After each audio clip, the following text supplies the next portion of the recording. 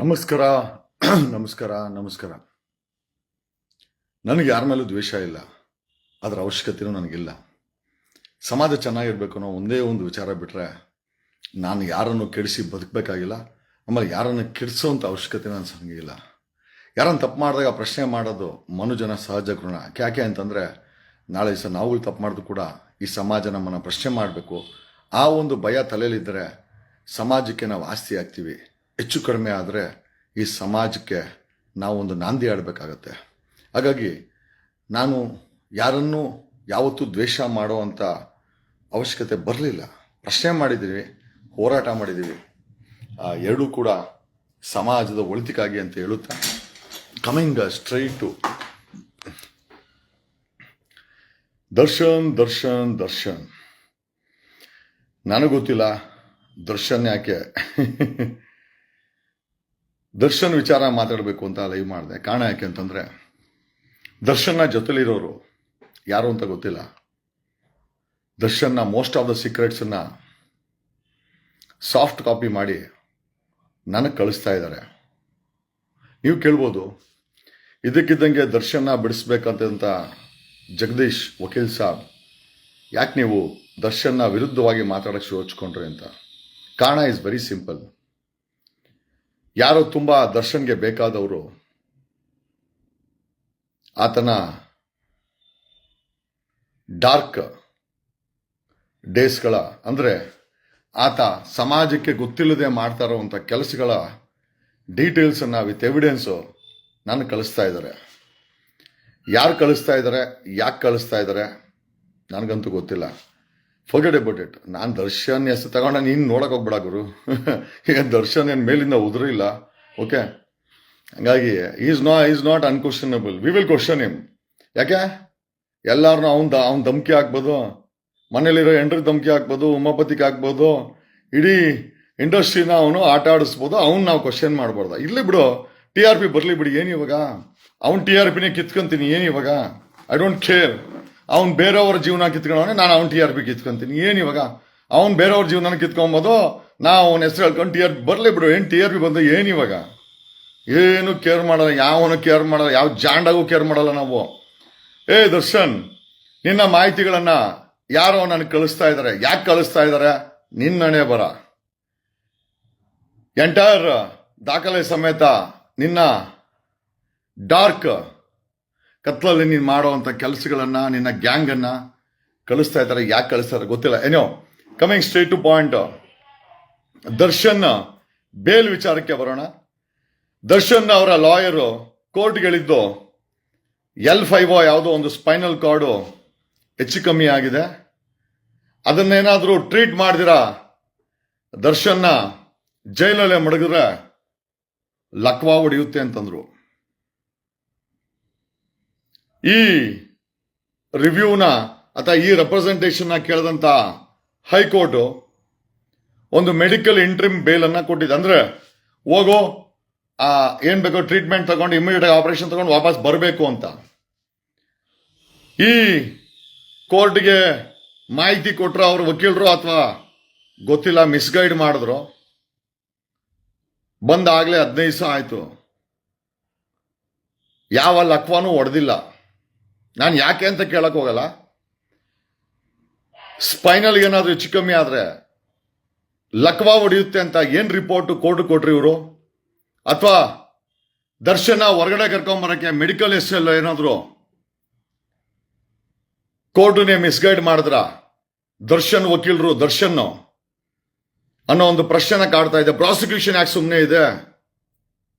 ಬಂದು ಈತ ದರ್ಶನ್ ಬಂದು ಹೆಚ್ಚು ಕಡಿಮೆ 15 ದಿವಸ ಆಯಿತು, ಇಲ್ಲಿ ಮಲಗಿದ್ದಾನೆ, ಜೈಲಲ್ಲೂ ಮಲಗ್ತಾ ಇದ್ದ.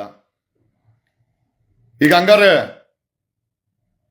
ಹೈಕೋರ್ಟ್ಗೆ ಕೊಟ್ಟ ಮಾಹಿತಿ ಜುಮ್ಲಾನ ಅಥವಾ ದಿಕ್ಕು ತಪ್ಸಕ್ಕೋಸ್ಕರ ಏನಾದರೂ ಹೈಕೋರ್ಟ್ಗೆ ದರ್ಶನ್ ಅವ್ರ ವಕೀಲರ ಮುಖಾಂತರ ಮಿಸ್ರೆಪ್ರೆಸೆಂಟೇಷನ್ ಮಾಡಿದ್ರ ಅಥವಾ ಕೋರ್ಟ್ಗೆ ದಿಕ್ಕು ತಪ್ಪಿಸಿದ್ರ? ಕಾರಣ ಯಾಕೆ ಅಂತಂದ್ರೆ ಬಂದಾಗಲೇ 15 ದಿವಸ ಆಯಿತು, ಬರೀ ಅಡ್ಮಿಟ್ ಆಗಿದ್ದಾರೆ, ಬಿಟ್ರೆ ಏನೂ ಆಗಿಲ್ಲ. ಆಮೇಲೆ ಅವ್ರ ವಕೀಲರು ಹೇಳ್ದಂಗೆ ಯಾವ ಲಕ್ವಾನೂ ಹೊಡೆದಿಲ್ಲ.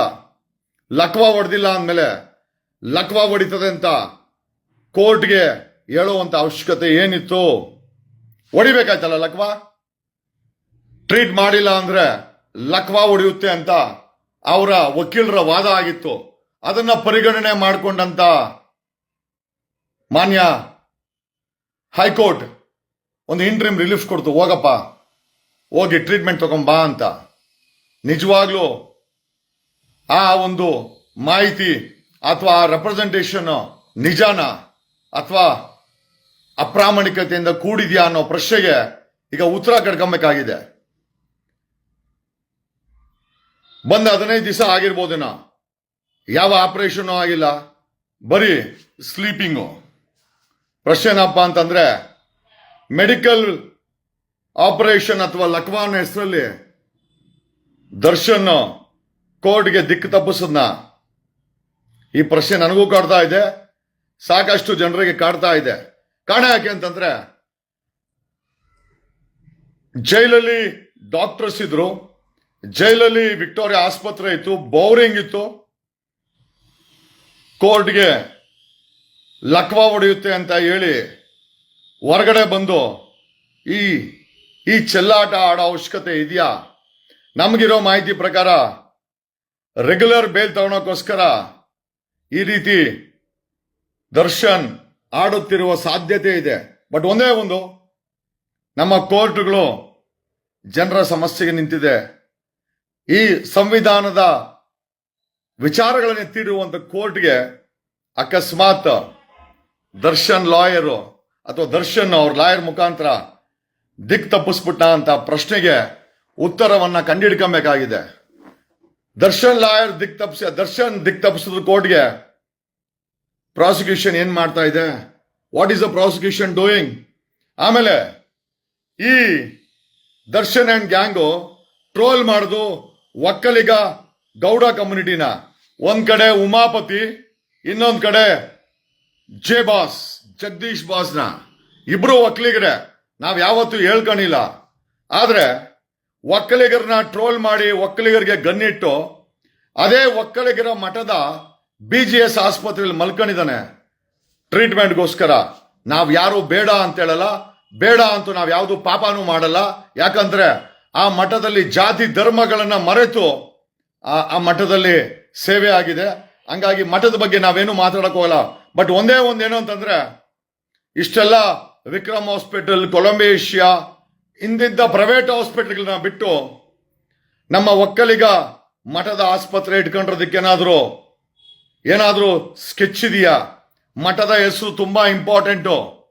ಮಠದ ಹೆಸರು ಹಾಳಾಗಿ ಹೋಗ್ಬಾರ್ದು. ಅಲ್ಲೇನಾದ್ರೂ ಈ ದರ್ಶನ್ ಅಂಡ್ ಗ್ಯಾಂಗ್ ಏನಾದ್ರು ಮಠದ ಹೆಸರನ್ನು ಕೆಡ್ಸಕ್ಕೇನಾದ್ರೂ ಮಾಡಿಗಿಡ್ಬಿಟ್ರೆ ನಾವು ಬದುಕಿದ್ದು ಸತ್ತಂಗೆ ಅಂತ ಎಲ್ಲ ಒಂದ್ ಕಡೆ ನಮ್ಗೆ ಡೌಟ್ ಇದೆ. ಸೊ ನಾನು ಹೇಳೋದೇನು ಅಂತಂದ್ರೆ, ದರ್ಶನ್ ಹೇಳಿದ್ದು ಕೋರ್ಟ್ಗೆ, ನಾನು ಇಲ್ಲೇ ಇದ್ರೆ ಟ್ರೀಟ್ಮೆಂಟ್ ತಗೊಂಡಿರಾ ಲಕ್ವಾ ಹೊಡೆಯುತ್ತೆ ಅಂತ. 15 ದಿವಸ ಆಯ್ತು, ಯಾವುದೇ ಟ್ರೀಟ್ಮೆಂಟ್ ಆಗಿಲ್ಲ, ಯಾವುದೇ ಲಕ್ವಾ ಹೊಡೆದಿಲ್ಲ ಅಂದ್ರೆ ಹೈಕೋರ್ಟ್ಗೆ ಕೊಟ್ಟ ಮಾಹಿತಿ ಸುಳ್ಳ? ಕೋರ್ಟ್ ಅನ್ನೇ ದಿಕ್ ತಪ್ಪಿಸದ್ನ Darshan? This is the question. ಒಬ್ಬ ಕೊಲೆ ಮಾಡಿ ಗ್ಯಾಂಗ್ ಸಮೇತ ರೇಣುಕಾ ಸ್ವಾಮಿನ ಬಾಡಿನ ತಗೊಂಡೋಗಿ ಸಾಕ್ಷಿ ನಾಶ ಮಾಡಿದಂತ ದರ್ಶನ್ ಕೋರ್ಟ್ ಅಲ್ಲಿ ದಮ್ ಮಾಡ್ಕೊಂಡು ಚೇರ್ ಹಾಕೊಂಡು ಡಾನ್ಗಿರಿ ಮಾಡಿದಂತ ದರ್ಶನ್ಗೆ 3 ಕೇಸ್ ಬಿತ್ತು. ಅಲ್ಲಿಲ್ಲದ ಬೆನ್ನೋವು ಬಳ್ಳಾರಿಗೆ ಹೋದಾಗ ಹೆಂಗ್ ಬಂತು? ಹೈಕೋರ್ಟ್ಗೆ ಯಾವ ಆಧಾರದ ಮೇಲೆ ಲಕ್ವಾ ಹೊಡೆಯುತ್ತೆ ಅಂತ ಕೋರ್ಟ್ಗೆ ತಿಳಿಸಿದ ದರ್ಶನ್. ಅನುಮಾನದ ಮೇಲೆ ಅನುಮಾನ ನಮಗಂತೂ ಕಾಡ್ತಾ ಇದೆ.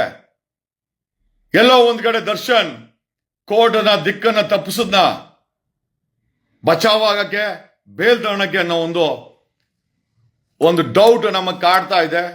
ಬಟ್ ಎಲ್ಲದಕ್ಕಿಂತ ಮುಖ್ಯವಾಗಿ ನಮ್ಮ ಮಠದ ಆಸ್ಪತ್ರೆ ತುಂಬಾ ಇಂಪಾರ್ಟೆಂಟ್. ಅಲ್ಲೇನಾದ್ರೂ ಗೇಮ್ ಮಾಡ್ತಾ ಇದ್ದಾನ? ಒಕ್ಕಲಿಗರನ್ನ ಬೈದು ಒಕ್ಕಲಿಗರ ಮಠದ ಆಸ್ಪತ್ರೆಯಲ್ಲಿ ಟ್ರೀಟ್ಮೆಂಟ್ ತಗೊಂತಾರ ದರ್ಶನ್ ಚೆನ್ನಾಗಿ ನೋಡ್ಕೊಳ್ಳಿ. ನಾವ್ಯಾರು ಪಾಪಾತ್ಮರಲ್ಲ. ಮಠದ ಆಸ್ಪತ್ರೆ ಸರ್ವರಿಗೂ ಬಾಗಿಲು ತೆಗೆದಿದೆ, ಬಟ್ ಪ್ರಶ್ನೆ ಏನಪ್ಪ ಅಂತಂದ್ರೆ, ಈ ದರ್ಶನ್ ಹೊರಗಡೆ ಕೊಲೆ ಮಾಡಿ ಗೇಮ್ ಆಡ್ದ, ಈ ದರ್ಶನ್ ಜೈಲ್ಗೆ ಹೋಗಿ ಗೇಮ್ ಆಡ್ದ, ಬಳ್ಳಾರಿಗೆ ಹೋಗಿ ಈಗ ಬೆನ್ನೋವು ಅಂತೇಳಿ ಲಕ್ವಾ ಹೊಡೆಯುತ್ತೆ ಅಂತ ಈಚೆ ಬಂದಿದ್ದಾನೆ. ದ ಬಿಗ್ಗೆಸ್ಟ್ ಕ್ವಶನ್ ಇಸ್, ನಿಜವಾಗ್ಲೂ ದರ್ಶನ್ಗೆ ಆ ಥರ ಟ್ರೀಟ್ಮೆಂಟ್ ಅವಶ್ಯಕತೆ ಇದೆಯಾ, ಅಥವಾ ಬೇಲ್ ತಗೊಳಕ್ಕೋಸ್ಕರ ದರ್ಶನ್ ಎಲ್ಲರನ್ನು ದಿಕ್ ತಪ್ಪಿಸಿದ್ನ? ಈ ಪ್ರಶ್ನೆ ನನಗಂತೂ ಕಾಡ್ತಾ ಇದೆ. ಆಮೇಲೆ ದೊಡ್ಡ ದೊಡ್ಡ ಆಸ್ಪತ್ರೆ ಇದೆ, ವಿಕ್ರಮ್ ಆಸ್ಪತ್ರೆ ಇದೆ, ಕೊಲಂಬೇಶಿಯಾ ಇದೆ, ಸಾಕಷ್ಟು ದೊಡ್ಡ ದೊಡ್ಡ ಆಸ್ಪತ್ರೆ ಇದೆ. ಅದೆಲ್ಲ ಬಿಟ್ಟು ಒಕ್ಕಲಿಗರ ಸಂಸ್ಥೆಗೆ ಸೇರಿದ BGSಗೆ ಯಾಕೆ ಹೋದ? ನನಗೆ ಆತ ಹೋದ್ರೆ ಟ್ರೀಟ್ಮೆಂಟ್ ಕೊಡ್ಬಿಡಿ ಅಂತ ಯಾವುದೇ ಭಾಗಗಳಿಲ್ಲ. ಬಟ್ ಏನಾದ್ರೂ ಗೇಮ್ ಆಡ್ತಾ ಇದ್ದಾನೆ ಅವನು ಅವ್ನ ಗ್ಯಾಂಗ್ ಅನ್ನೋದನ್ನ ನಿಮ್ ಮುಂದೆ ಇಡುತ್ತಾ? Darshan, we are watching. ಯಾರನ್ನ ಬೇಕಾದ್ರೆ ಗೂಬೆ ಮಾಡಬಹುದು, ಜಗದೀಶನ್ನ ಗೂಬೆ ಮಾಡೋದು ಅಷ್ಟು ಈಸಿ ಅಲ್ಲ. ತಗೋ ಟ್ರೀಟ್ಮೆಂಟು, ನೋಡೋಣ. ಲಕ್ವಾ ಹೊಡೆದಂಗೆ ನೋಡ್ಕೊ ನೀನು. ಬೇರೆಯವ್ರು ಕೆಟ್ಟವಾದ್ ಮಾಡಿದ್ರೆ ಖಂಡಿತವಾಗಿ ಲಕ್ವಾ ಹೊಡೆದೇ ಹೊಡಿತದೆ, ಹೊಡಿಲೇಬೇಕು. ಆದ್ರೆ ಲಕ್ವಾ ಹೊಡಿದಂಗೆ ನೋಡ್ಕೊಳಕ್ಕೆ ಡಾಕ್ಟರ್ ಇದ್ದಾರೆ. ಒಳಗಡೆನೂ ಜೈಲು ಒಳಗಡೆನೂ ಡಾಕ್ಟರ್ ಇದ್ರು. ವಿಕ್ಟೋರಿಯಾ ಆಸ್ಪತ್ರೆ ಇತ್ತು, ವಿಕ್ಟೋರಿಯಾ ಆಸ್ಪತ್ರೆ ದೊಡ್ಡ ದೊಡ್ಡ ಸರ್ಜನ್ ಇದ್ರು. ಆದ್ರೂ ಹೈಕೋರ್ಟ್ಗೆ ಲಕ್ವಾ ಹೊಡಿತದೆ ಅಂತ ಕಾರಣ ಕೊಟ್ಟು ಹೊರಗಡೆ ಬಂದು ಟ್ರೀಟ್ಮೆಂಟ್ ತಗೊಂತಾರ ತಾವು. ಆಪರೇಷನ್ ಆಗಿಲ್ಲ, ಯಾಕೆ ಅಂತ ನಮಗೂ ಕೂಡ ಕುತೂಹಲ ಇದೆ. ಏನೋ ದರ್ಶನ, ನಿನ್ನ ದಾಖಲೆಗಳನ್ನ ನೀನ್ ಮಾಡ್ತಾ ಇರುವಂತ ದಂಧೆಯನ್ನ ಯಾರೋ ನನಗೆ ದಾಖಲೆ ಸಮೇತ ಕಳಿಸ್ತಾ ಇದ್ದಾರೆ. ಯಾಕೆ ಅಂತ ನನಗೂ ಗೊತ್ತಿಲ್ಲ. ನಿನ್ನ ಹಣೆ ಬರ ಕೆಟ್ಟಿದ್ಯಾ, ಅಥವಾ ನಿನ್ನ ಪಾಪದ ಕೂಡ ತುಂಬಿದ್ಯಾ, ಅಥವಾ